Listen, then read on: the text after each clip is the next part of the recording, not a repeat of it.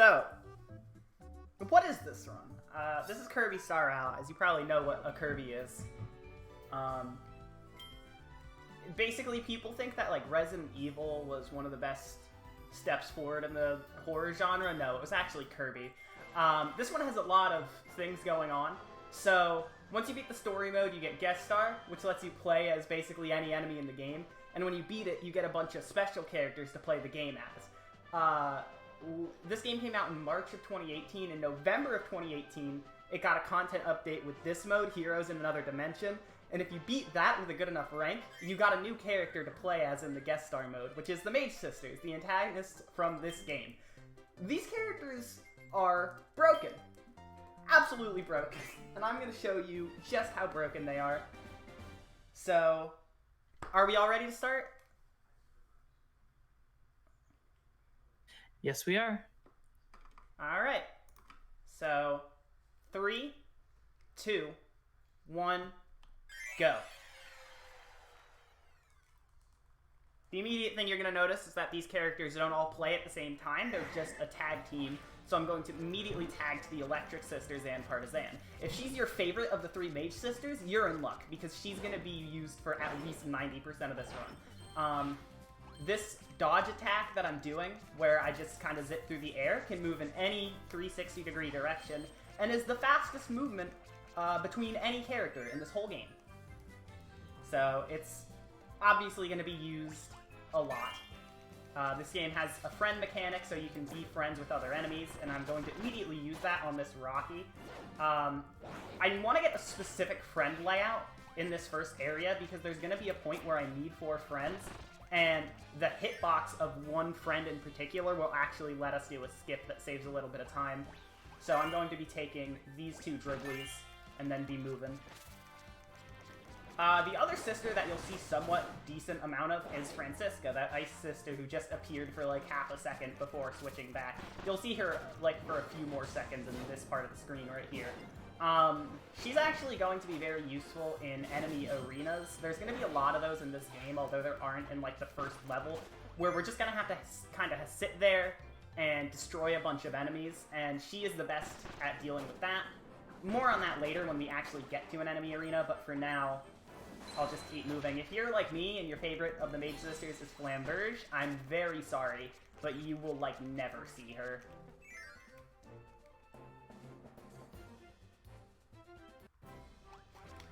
And coming up is the first friend section, where we combine all 4 of our friends together and we get an auto-scroller. So, donations, anything's good. Oh man, combining friends together gets you an auto-scroller? No wonder everyone's staying inside right now. But for real, the Resident Evil runner, Captain Ezekiel, donates $5. There's no comment, but it seems like he really wants to save Mia. So that bid war now is 15 to 10 in favor of Mia. You know what to do. So this auto-scroller is about to end, and as I mentioned with hitboxes earlier, in the middle of that animation of me bonking out of the train, you saw the dribbly enemy in the back of my line collect the health upgrade. If that doesn't happen, so if you have like almost any other enemy with you on the back of your train, you have to sit there and watch the whole animation of you like standing up, dusting yourself off, and then you can go grab those upgrades. But grabbing the upgrades immediately ends that animation, and you can just start moving again. Wispy Woods, the first boss here, Parallel Wispy Woods. Since these are post-game unlockable characters, they do give you hard mode versions of bosses to balance it out a little bit. Even still, this character, this attack I'm using right now to summon like the Lightning Cloud, is the best damage per second in the game. So this character is both the fastest and the fastest damage dealing character in the game.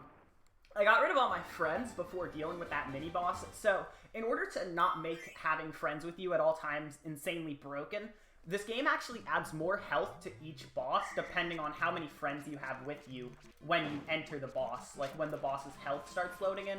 And the AI-controlled party members in this game are so bad that it's actually better to just get rid of them, because the amount of damage they'll deal on average during the boss fight is not enough damage to compensate for the extra health added to each boss. So with like very few exceptions, we're gonna be tossing out friends right before a boss basically every time, because it'll just help us go that much quicker. And especially because when you are getting rid of a friend, like in the friend removal menu, as you'll see in just a quick second here, the in-game timer in the top left pauses. This run, leaderboard-wise, is entirely based on the in-game timer and not on real time, so a lot of these things you're going to see me doing might like seem slower, but they're actually faster based on the way we time the run, which is kind of more important to me. I'm obviously, this estimate will be met, hopefully.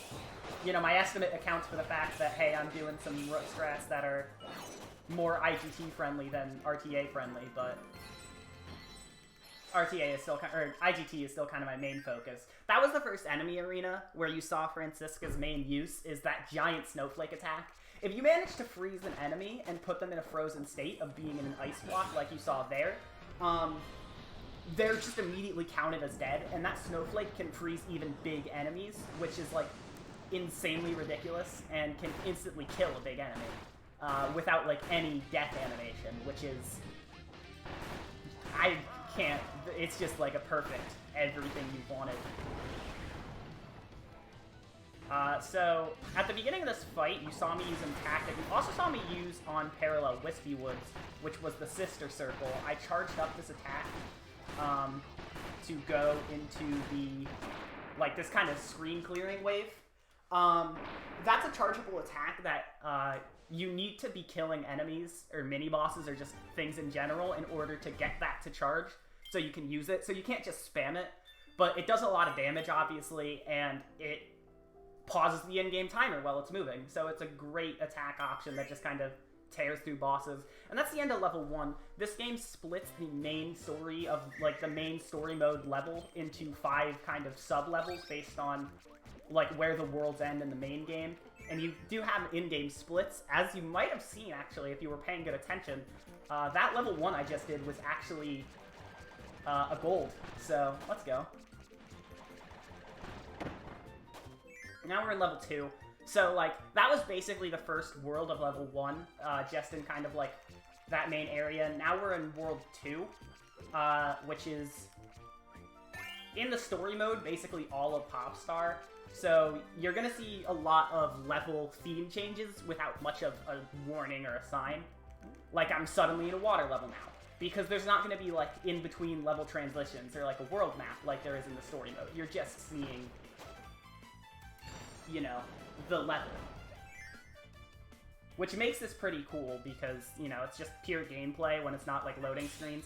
So this door, I'm required to have a friend with me to go through, because we both have to hit buttons for each other. I'm immediately going to be doing the sister circle in order to hit some buttons on both sides from the very beginning of the room before I have to go underwater.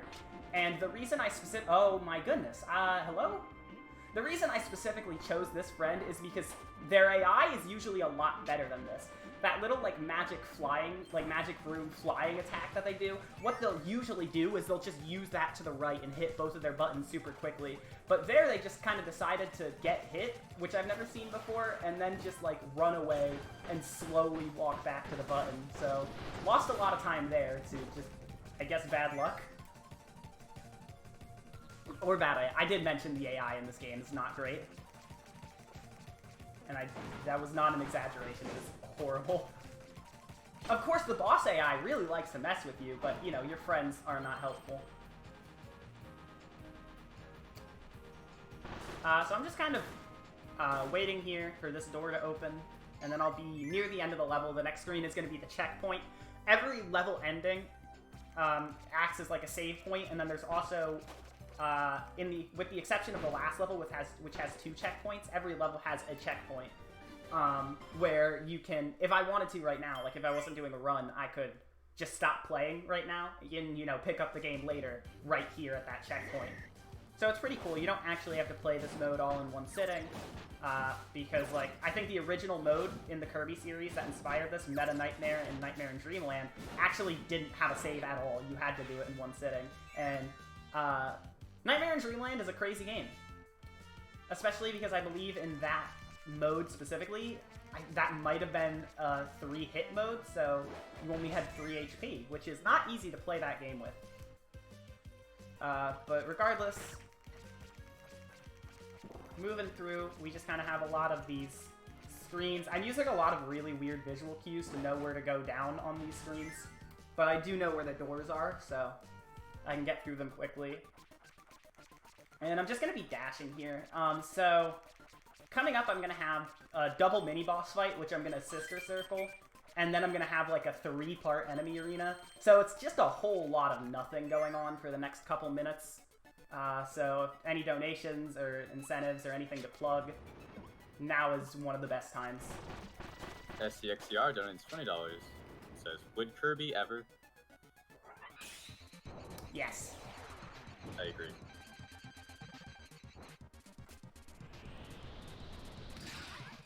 Oh, also, we're only $10 away from 500. I like that number, 500. I do too. I can't count to it, but it's pretty cool. The highest number I can count to is like 5.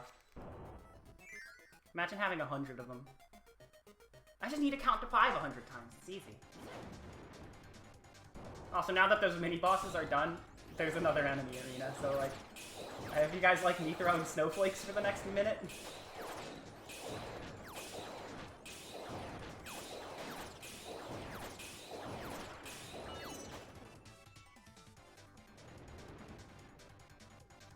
So Helix. Hi, that's me. I'm aware that right after this run, we're going to have a run of a game with a bid war in it. I don't know the game. Actually, I was gonna say like the game name, but I don't know it.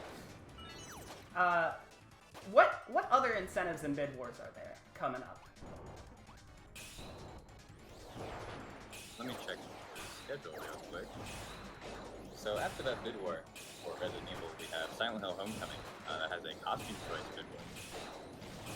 After that is Black Fall, no incentives for that. And then we're looking at Claw, that's after our horror block. The soundtrack choice bid war. Lots of bid wars coming up, it seems. I was going to plug the bonus any % run for Spyro, but that's been that. And then Resogun has a costume choice, and that is the rest of the incentives for today. Today as in before midnight Central Time. Sounds good.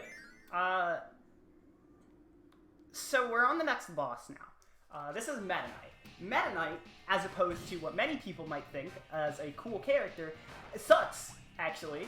Meta Knight's horrible. Meta Knight is kind of notorious in a bunch of Kirby speedruns for just being luck-based. And this one's no exception. He can do whatever attack he wants, just kind of whenever. And then whenever he wants, he can also just kind of block an attack. You'll see him hold his sword in front of his face, and like some special flash effect will go on. And that'll basically signal that, hey, he blocked your attack, which is not cool.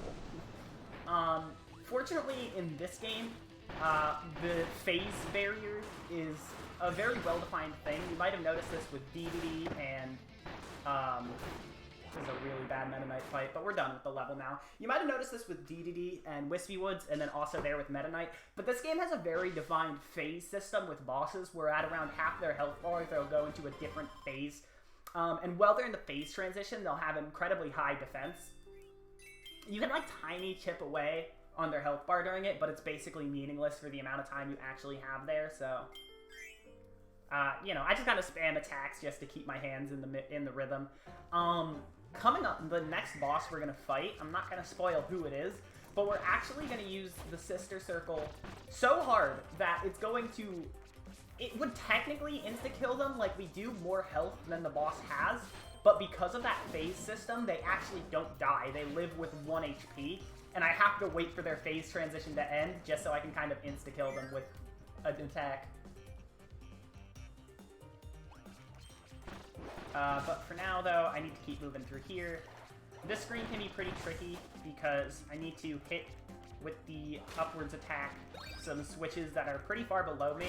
And if they get out of my grasp, they can go pretty fast. Fortunately, I hit both of them immediately. So... I'm just going to keep moving through here. We're getting pretty close to that boss I just mentioned a little bit ago. So I just kind of have one more room and then a prep room before the boss, which we don't really use. Because usually in Kirby games, there's like a room with a bunch of copy abilities if you don't have one that you can use to, you know, have something to do to easily damage the boss in the upcoming boss or mini-boss fight. You can technically use them to redistribute your friends in this game. So, like, if you have friends with different abilities, you can kind of reorganize your party at will, which is what that machine right below me at the beginning of the screen did. But, like, as a character who doesn't have multiple abilities, that doesn't really matter in this situation. So this is the next boss, the Fun and Con, who I believe this is their first game showing up since Kirby's Dream Land 3 on the SNES, which is pretty cool. As I mentioned earlier, Sister Circle, and they're down at literally no HP. And then I'm gonna laser, and as soon as the phase transition ends and their defense goes back to normal, they're just dead instantly. And that's the end of that fight. I think that kind of has to do with them sharing a health bar, but not like defense. So, kind of like how in most bosses we only do about half their health bar with a friend circle or a sister circle attack. In that scenario, we kind of also do the same thing, but we do half the health bar to both bosses, and that kind of just leaves them essentially dead. It's pretty funny. Also, that laser attack I used to kill the two bosses. Fun fact about that, you are actually entirely invincible when you use that attack. So if you are like out low on health and you're trying to survive something, a good strategy to employ is to use that attack and just kind of spam that laser attack, and you can only die in between lasers. So that's the end of the checkpoint, the first checkpoint of level 3. And we are now going into the second half. In this part of the game, it's pretty... Oh, I did not go high enough. In this part of the game, it's pretty funny because in the story mode, this is actually where you'd be fighting the Mage Sisters. However, since we're playing as them in this mode, we can't exactly fight them. So we just kind of have a lot of enemy arenas and nothing in these big, like, boss-looking rooms.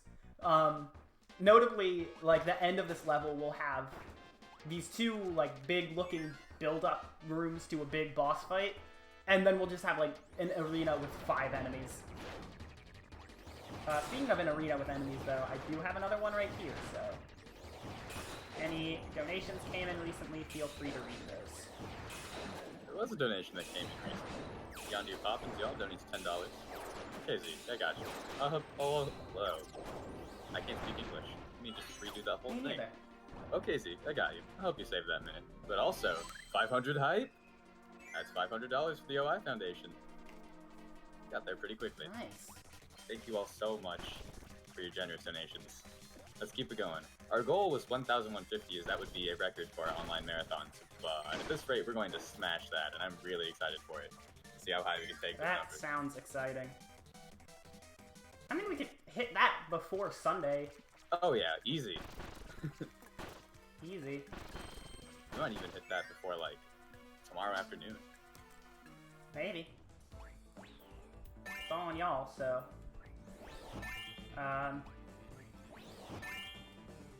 Who liked the train? Show of hands. Who likes auto-scrollers? Because there's another one. This is kind of my least favorite part of the run. As I mentioned, with all the build-up stuff, there's just kind of a lot of fluff in this level, where not a lot happens. So, yay. I guess I could talk about Kirby. I like Kirby. This is probably the Kirby speedrun. Out of all the ones I've done, I'm the best at, but it is nowhere close to the first or only Kirby game I've run. I've run a lot of games in this series, including Nightmare in Dreamland, Squeak Squad, Amazing Mirror, kinda, Epic Yarn, Rainbow Curse, the original Dreamland. But I think this one I like the most because a big part of Kirby games sometimes is abilities, and a lot of games have different like things on how abilities work. Notably, a lot of the GBA DS era Kirby games you tend to lose your ability in one hit, which is not fun at all. I've never run Kirby 64, which doesn't have that problem, so I've been somewhat thinking about running that game recently.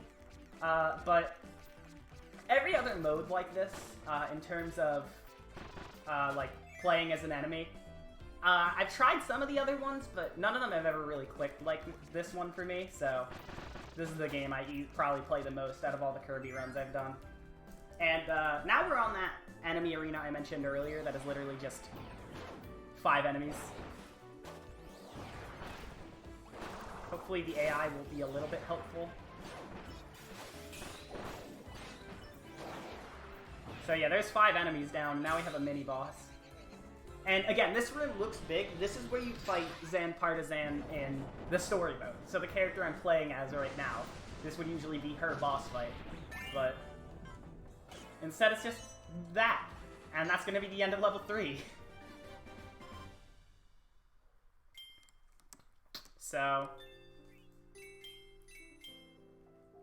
now we're going to be moving on to level 4. This game is kind of known for being very, like, nostalgia baity and calling back to other Kirby games a lot. So you're going to see a lot of, like, level theme changes here because the part of the game I'm going through right now in the story mode is very reminiscent of Kirby Superstar's Milky Way Wishes, which is a game mode in Kirby Superstar where you go through a lot of these, like, small levels of different themes, and there's like a bunch of them, and you have to collect a bunch of these copy ability things. We don't have to do any like copy ability collecting, we just kind of have to go through the level as fast as we can. But it's kind of the explanation for the theme changing every few rooms in this. It's not too bad, because like, it's pretty big in this version. A fun little fact about the guest star mode is you can play as quite literally any enemy. If you saw the character select screen at the beginning of the run, you would know that it's quite a big screen. Every single character actually has their own layout. So I think there are very few. I think a few characters have like cool tutorial sections to them, but overall, there are no new screens in Guest Star except for like those tutorial rooms. All of them are borrowed from the main story mode. However, every layout can be a little bit different. So, like, notably the fastest non-special character, or Dream Friend as they're called, is Rocky, the stone ability enemy. And not because Rock is a necessarily good ability, but just because Rocky's level layout actually includes, like, a lot less slower screens than any other character that isn't, like, a DLC character. So, he just ends up being faster. That was kind of something we had to learn when we were just starting to route this game, because like before we had a bunch of Dream Friends, it was like we're either playing as like Chili, Meta Knight, or I think Sword Knight was up there for one of the faster ones. Chili, ice in this game is actually incredibly broken, so a lot of people, including myself, thought Chili was the best early on just because of how fast you could deal damage. And trust me when you can say the people that thought ice could deal damage fast were amazed when the Mage Sisters came out, myself included. This is Goldon and Silvox, supposed to be a harder version of Pon and Con, however they have the same kind of issue where they'll just get down to 1 HP from a single sister circle. So, same strategy works here, unless I fire the laser the wrong way. I fired the laser the wrong way. Still wasn't too bad of a backup, especially because one of my AI partners actually did their job and took out an enemy. There's going to be an enemy arena later where the AI is notably horrible, but until we get there, this AI is nice at least. So now we have this cavern area. I'm not going to say anything about dying or not dying in this cavern area, because I said that during my GDQ run a few weeks ago, and then I died in this cavern area. So, oops. It's not that bad. The notable thing, though, is that your friends might die in this room. You just saw all of them die in this room, actually. And they're all going to be back with no HP, because they were all still on screen when I left the screen. I missed the alarm block. This screen I kind of want to do correctly, because there's the cycle. This ending area, these two wooden boxes, one has the door and the other has a power-up heart for all 3 power-ups, so I want to get both of those. I don't think I ever explained the power-ups, but I think they're fairly self-explanatory. There's just 3 different power-ups you can collect. There's a attack, defense, and speed power-up. As you might notice at the bottom of the screen, the health bars don't seem to reach all the way to like the little outline thing that they're in, and that's because defense in this mode is actually just a max HP increase. So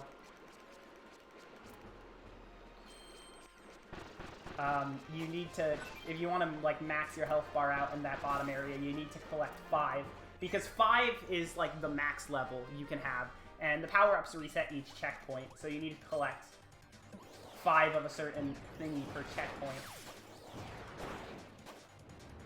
This isn't one of them too. At this point, any friends I have, I'm going to get rid of, because we're coming up on a boss soon, and I also want to focus on the enemy arena. As much as it seems like this might not be the truth, considering just how many projectiles I throw in this room, I need to spawn the enemies. This game lags quite a bit with like 3 or 4 characters on screen. That doesn't affect the in-game timer, but like lag is never good, so I always try and remove it as much as possible, because lag can lead to input drops, and input drops can lead to losing a bunch of time. Never good. Nobody likes lag. Except for like speedruns that use lag-based glitches.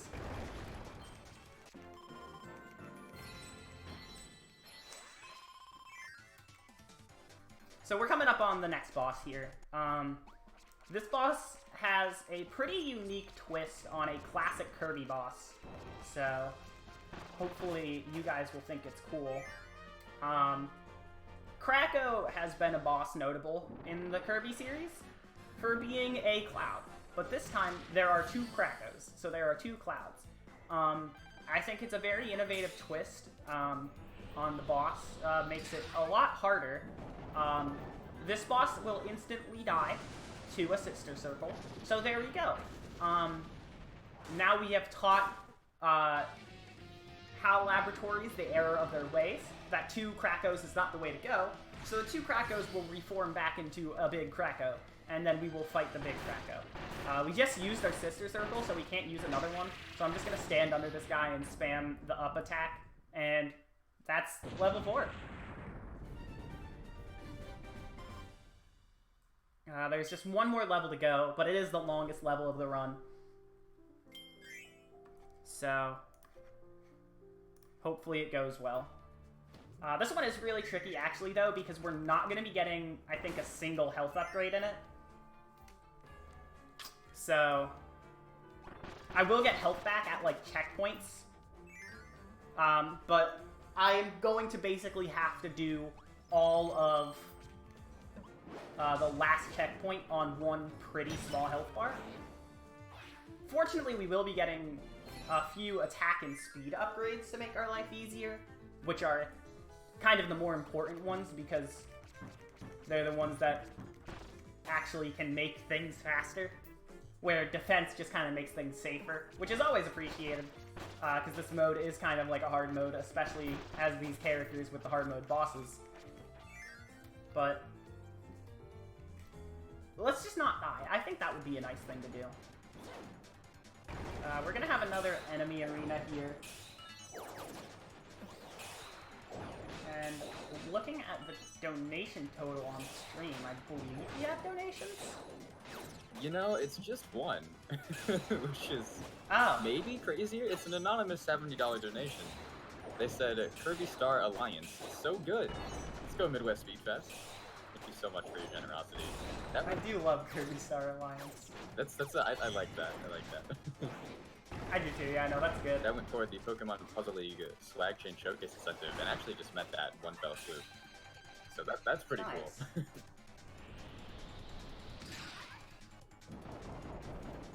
So here, we are going to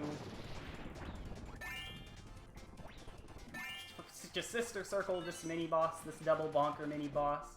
We're gonna wait for a speed and attack power up to spawn, and then we're just gonna leave the level. That's gonna be the first checkpoint. So just one more checkpoint, and then we'll be on the last one. This next one is not too bad. This is the an arena I was talking about a bit earlier, where the AI here is just horrible and will not do what you want it to. This can kind of be a problem of the character you're playing. Okay, that blue bonkers almost did something. Oh hey, the AI was actually like, okay. My execution wasn't great though. I just wanted to blame the enemies for so long that I ended up messing up. That's the problem.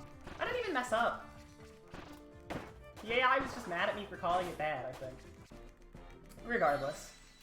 I'm going to be moving through here. There's still one more, like, auto-scroller section, so I am going to be keeping these bonkers with me, even past that enemy arena, because I'm going to need them in, like, a second.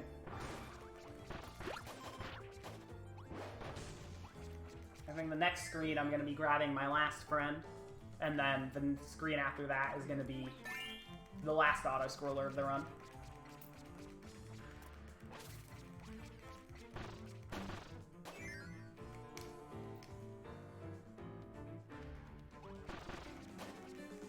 So yeah, if you like the train, we're just gonna be a wheel. It's the same thing. It's just an auto-scroller, except on the wheel there's no slopes. One thing you might have noticed is the train, despite being an auto-scroller, I could speed it up a tiny bit by jumping up slopes.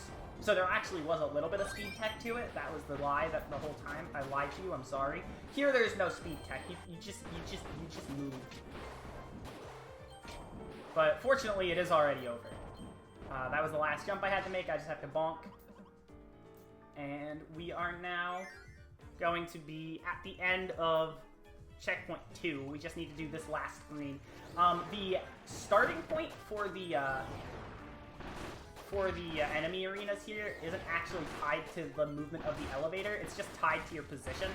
So I am going to be trying to get ahead of the elevator every time I can, just to start the enemy arenas a little bit sooner, just so they'll finish that much quicker and save a little bit of time. I'm going to keep the allies around because there's like one part where they can be useful, but they're often not useful in this part. Other than that, it's just a lot of elemental shields in this third battle coming up, so I'm going to be doing a lot of swapping, if I can. Hard part about doing the tag input is that it's down. You have to hold your analog stick down, so sometimes you'll try and swap while on a platform you can fall through, and you'll fall through the platform instead of doing the swap you want to do. But that's the end of checkpoint 2. So this is now the last checkpoint we have. There is one health item in this level, not even an upgrade, just like a healing item, and then we will have to beat the rest of the game on whatever health I have at that point. Poor movement through that first screen, but I did take it safe instead of taking alternate routes just to not take damage. And this room is very scary. So there's lava everywhere, which is not good. All these blocks can also crush you, and there's also this cycle I want to make. Okay, I made it under this lava block, so I can go to the left under it really quickly. If you don't make that cycle, you have to straight up just, like, wait for it to... You have to hide in the right pouch, wait for it to move from the right pouch and go to the left, hide in the middle pouch, and then wait for it to go back to the right. So I essentially saved, like, 2 cycles there instead of just one movement cycle. At that point, I threw out all my friends because we have nothing left but just enemy arenas and the final boss. And all these enemy arenas are horrible coming up in the last 2 rooms before the final boss because all of them have to deal with these moving blocks you see. They not only introduce a lot of cycles into this ending part of the run, but it also adds a lot of crushing hazards. Crushing is an instant death in this game, so I would really like to not get crushed between either of these screens that I'm about to be in. Because that would just be very slow. And then when you get back into a screen, like when you die and respawn, you don't have your currently tagged sister, you actually go back to Francisca, because she is the default in the party, kinda. So you have to spend time swapping back to Zanpartisan, and that can mess up some cycles a little bit. I'm gonna be going for a pretty risky thing here. I made it in the door you see before the blocks crushed me. I have a somewhat consistent way to do that, but it's still very scary. And now we just have one more room full of enemy arenas. So like here, I fired the laser the wrong way. Cool. Thanks, game. I wanted to fire it this way. So now my cycle is going to be just horrible, because this is a very cycle-dependent room, and these blocks are going to be not where I want them. I could do like this.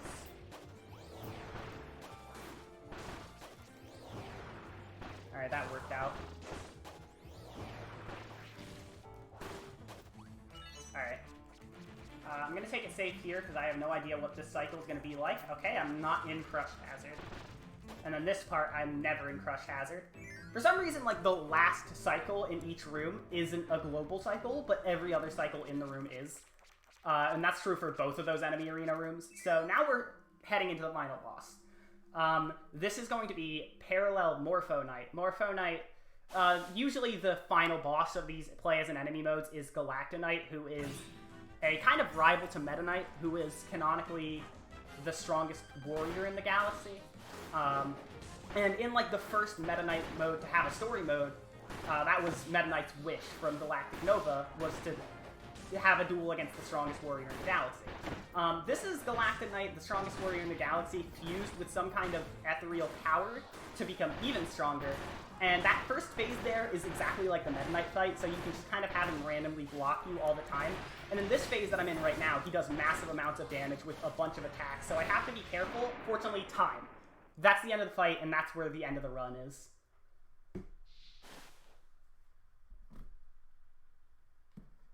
Alright, I was a couple seconds behind, but it looks like you maybe got a 35-15. That's fine. As I mentioned earlier, this game we use in-game time for the leaderboards, so we'll see how I did. And 22:53. That's good. My PB is 22:40, so I was like less than 15 seconds off. That is pretty good, dang. Yeah, that was. Especially because some of the rooms in that were like not good. As you can see, comparing my splits from this run on the left to my golds on the right, I did not do very good in level 2. That was kind of my worst one, but it was still a pretty good run overall. So I don't have too much to say, but thanks for supporting the marathon and watching the run. This has been a run I've been doing in a lot of marathons, especially like this year. I've done like this game 3 or 4 times already, and it's always fun to do in events. It can be a pretty stressful PB, like, attempt game, especially because that end of the run, you have those 2 rooms full of, like, crush cycles, followed by a really hard final boss. And I'm very fortunate to have not died on the final boss. Other than that, though, I don't have anything else to say, except shoutouts to, like, the rest of the modern Kirby community, especially the people that play this game, because a lot of modern Kirby games are a lot slower moving compared to others, so not a lot of people are drawn into them. But the people that have run them, I've met a lot of cool people through this game in particular, so I think it's awesome. And shoutouts to basically everyone that, just again, everyone that supporting the marathon, watching the run. I believe up next is a Resident Evil game to continue the horror block. So I am going to... I have nothing else to say. Good luck to the rest of the run.